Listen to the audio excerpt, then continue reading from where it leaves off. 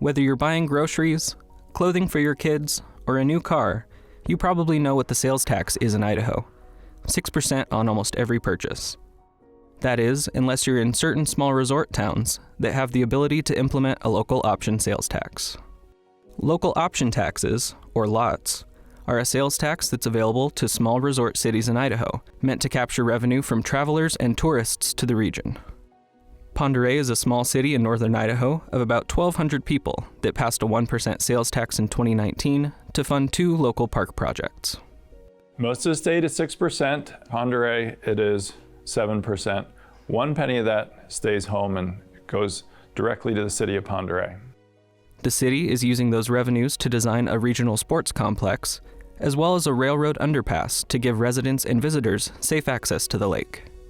What happens in Pend Oreille is we have 2 miles of lakeshore on Lake Pend Oreille and no public access. We've had years of people, trespass across the railroad tracks. They find a way to get to the lake. We're trying to make that a legitimate option for all of our residents and even the broader community. Local sales tax revenues have been a windfall for Pend Oreille, allowing the city to punch far above its weight and compete for outside funding sources it wouldn't otherwise have access to. Those include an $800,000 grant from the EPA to help clean up the former smelter site on the shore of the lake, and a $1.4 million grant from the U.S. Department of Transportation to design the railroad underpass. The sales tax provided Pend Oreille with match funding for both programs. We could not have a shovel-ready project for a city this size without the funding from the local option tax. Pend Oreille is small in population, but it's also home to a number of retail and big box stores. In its first year, the 1% sales tax generated about $2.5 million for the city. There's some other things in there, but you could basically say it doubled our budget. Next door in the city of Sandpoint, voters passed a 1% sales tax in 2015 to fund improvements to the town's football stadium at War Memorial Field, including new grandstands, artificial turf on the sports fields, and revamped access to Lake Pend Oreille.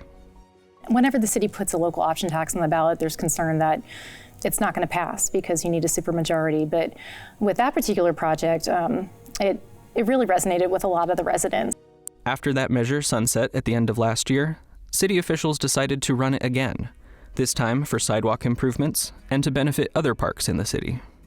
A majority of Sandpoint voters cast their ballots in favor of the measure this November election, but not enough for it to pass with the required 60% supermajority. These improvements to our parks are community visioned, and they will happen regardless of this lot passing or not. It'll just take longer, but we'd rather not consider raising our residents' property taxes in order to accomplish these goals when there's other options. Because local option taxes are only available to resort cities with a population under 10,000 people, the door is closing on Sandpoint's ability to run them due to the city's growth. This is something we've talked to our local representatives about on many occasions over the last couple of years, because we had that concern that the next census we were going to be over 10,000 and we lose our ability to ask our residents to support something like this. And we've really felt that the 10,000 person cutoff was quite arbitrary. Officials in some larger cities like Twin Falls think that local sales taxes could be a way for them to rely less heavily on their property tax payers. Twin Falls has a census population of over 50,000 residents, so they are not able to put a local option tax on the ballot. The local option sales tax that is available up in Blaine County, with many of the cities at Sun Valley and Ketchum, they have a public transportation system that is not completely funded through local option sales tax, but it helps offset that. Fights over whether to expand the local option tax go back decades at the State House, with bills rarely moving forward. There's been no indication from lawmakers that it will be on the agenda this upcoming session, and the cities and counties don't have a unified proposal to lobby behind. Until that we're able to move forward with having a good, clear understanding what one policy or one process would be for the entire state of Idaho, we're not able to put together a piece of legislation that would be widely supported. Instead, the legislature's focus has been on property taxes in recent years. Meanwhile, the state has a record-breaking budget surplus, but commerce hubs like the city of Twin Falls and Pend Oreille say that the revenue-sharing formula doesn't benefit them.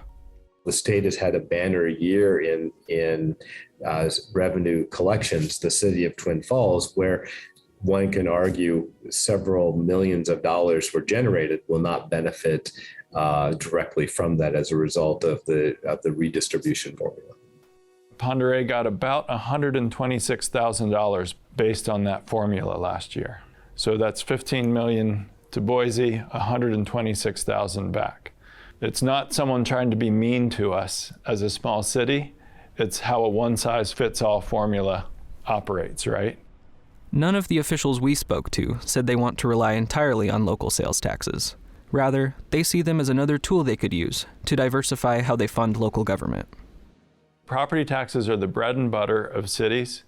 It will always be probably the best fit for taxing the operations of local government functions. And there's actually a danger in the sales tax. It can be quite volatile. And if we lean on that too heavily, the city could certainly get in trouble. I also know that there are individuals in the legislature that really believe that property taxes are a terrible form of tax, and that we got to find a way to reduce that. I think probably where we haven't done a great job as cities is really sharing that property taxes is the only vehicle that we have to be able to supply goods and services that are critical and demanded by our citizens. Property taxes are a perennial topic of discussion at the State House and were the subject of sweeping legislation last spring. Lawmakers haven't settled on proposals for the upcoming session, but in the meantime, local governments will keep leveraging their funding in creative ways. Look, we're sending all this money to Boise and we're getting very little back. If we kept a little bit at home, it's kind of a challenge. Can we do more with 1 penny than they can do with 6 cents?